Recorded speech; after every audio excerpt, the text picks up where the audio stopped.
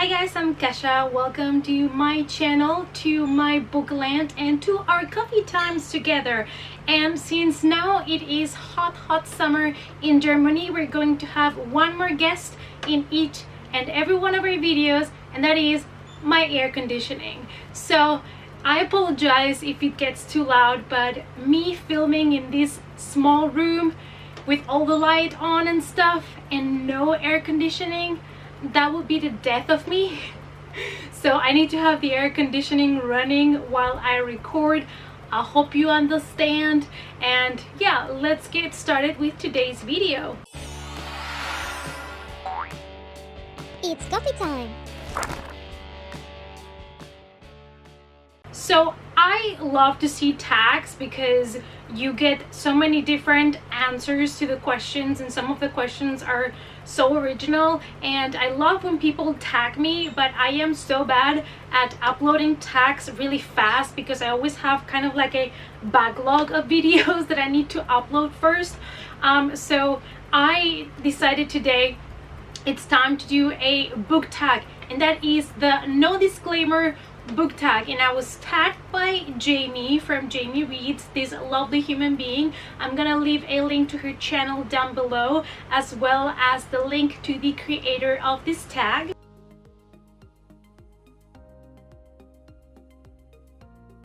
For me, honestly, if a trope is developed and done properly, I'm not against anything per se. The only thing that I really hate is when they're forcing diversity, when it doesn't make sense to the story, where you realize that they're forcing as much diversity throughout the whole book as they can.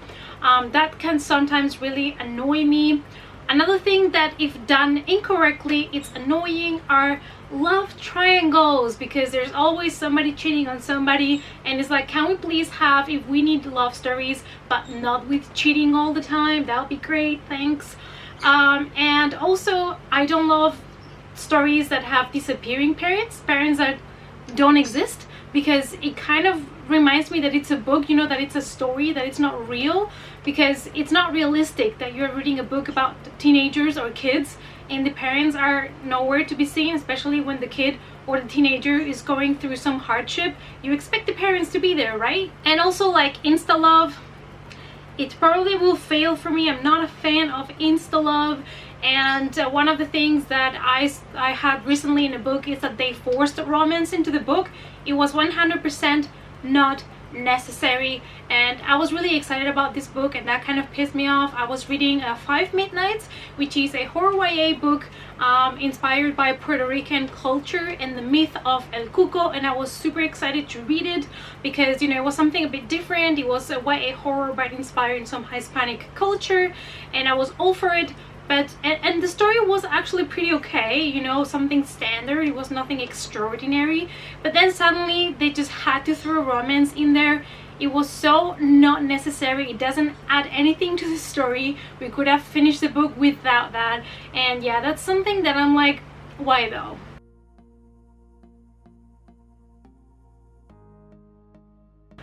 I don't think a writer is good or bad per se. I just think that people like different writing styles. So you could say, oh, this writer I don't like, but it's not the writer itself, it's just that you don't like the writing doesn't mean that they're overrated.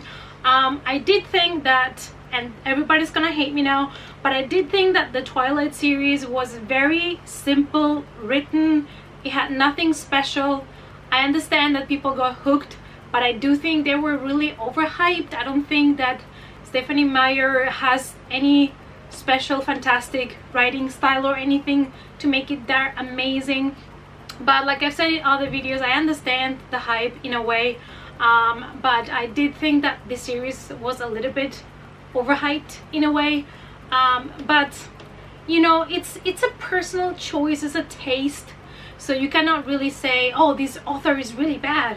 I don't believe in saying that. I believe, you know, this book maybe wasn't great or maybe this book wasn't their best work, but I don't think you can say 100% this author is just bad.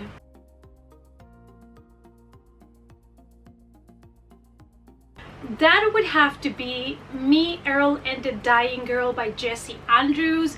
I was actually excited about this one because there was a movie and I was like, oh, I'm gonna read the book and watch the movie, and I actually listened to the audiobook, and thank God it was an audiobook, because else I would have not have the nerve to put myself through that book, because it was so annoying. I didn't like the main character. I thought the humor was not funny. They were trying to make cancer funny, but in a way that for me it was disrespectful. I totally hated the book, let's be honest. I didn't like it at all, but I pushed myself through the book. I should have totally DNF'd it, but I really wanted to watch the movie and see if the movie was better, which it wasn't really. I didn't even finish it. I DNF'd the movie. There you go.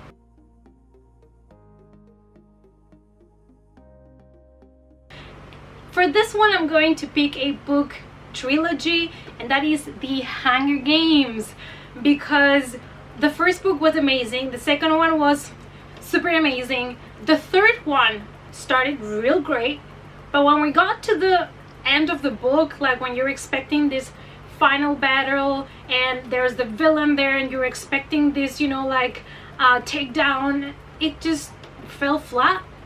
I don't know what happened there. I don't know if she just got tired of writing. She'd be like, I'm just gonna end this peacefully. I don't know what happened there, but the ending really annoyed me, and it's so sad because I absolutely love the Hunger Games trilogy, but that ending, I just couldn't.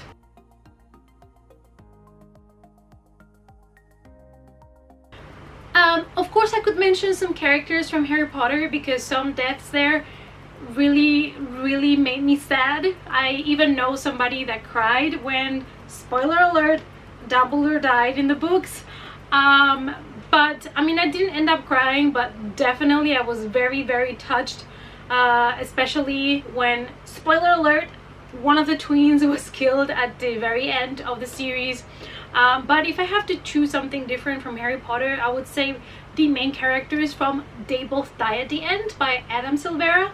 And this is a very interesting one because you start the book and you know the title is They Both Die at the End, so you basically know what's gonna happen, but you keep hoping throughout the whole book that somehow, by some magical power, they're going to be safe, and I would definitely rescue them if I could.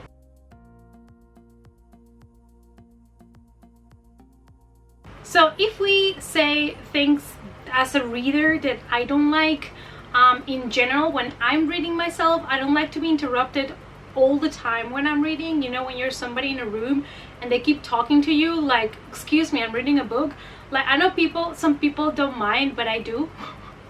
Unless it's for something important or anything, like, just don't interrupt me every fucking 10 minutes. Because I lose concentration and focus on the story. You know, I get really invested in books and it kind of ruins the reading experience for me. I hate when they release books with the movie tie-in cover, like, ew, gross, no, why do we have to even? Can you not read the book if it has the original cover? Is it really necessary to re-release them with a movie cover? I don't think so. And something else is, I am somebody that really hates spoilers. Like big spoilers, you know, I don't like to be spoiled. I know some people don't mind. I do. I hate to be spoiled. And some bookish pet peeves, like from the book, I don't like when characters are super undeveloped or are too generic, because I don't feel any empathy for them. And also apart from the fact that you cannot relate, all the characters in the book seem super similar because there is no real development there. And I also don't like when there is a situation that gets complicated, there are problems, and there has to be a solution to the problem, and they've been kind of building up all that tension, and at the end something magically happens, something super convenient that fixes everything. Excuse me, but no. If I got all the way through here, I'm expecting a great development, finale, struggle. I don't want, like, fixed, no problem, super convenient, see, it's magic, now it's fixed. I don't like that. I like to, you know, get a proper ending.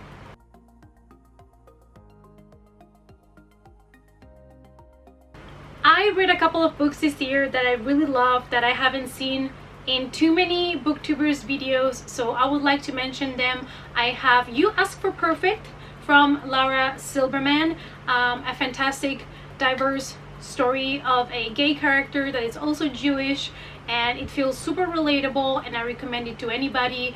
Then I have I Stopped Somewhere by T.E. Carter, which was for me one of the best books that I've read this year.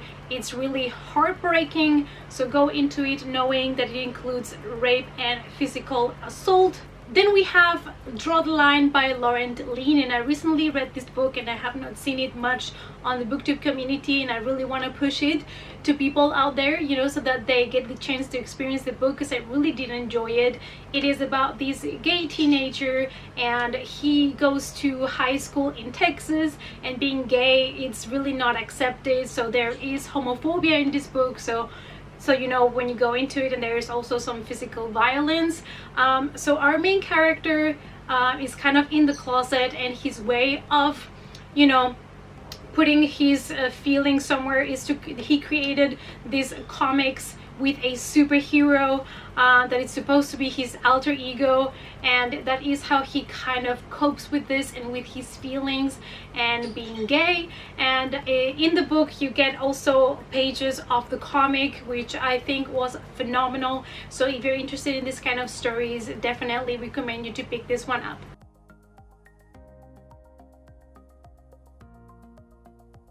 Personally, I think that we should not really ban books or prohibit or censor them, as long as they're not really being hurtful for somebody or for a community of people. As long as things are done with a certain respect, I would not say let's ban this, let's censor this. We are all so different, we are all super different individuals, and there are many things that would offend some of us maybe, but you know, you cannot just go ahead and censor everything. That's not how the world works.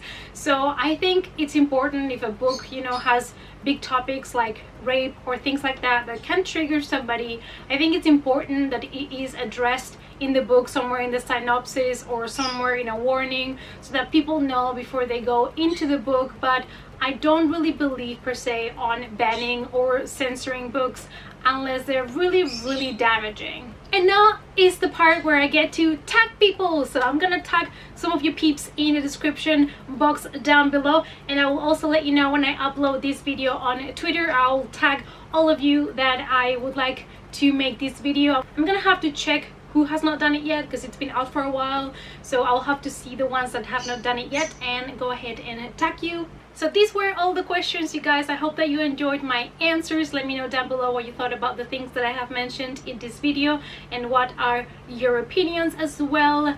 Thanks so much for watching, you guys. Remember to support me by giving the video a thumbs up, subscribe to the channel, and if you want to follow me in Instagram, Facebook, or Twitter, the links to my social media are also in the description box down below. And I hope to see you all in the next coffee time. Bye!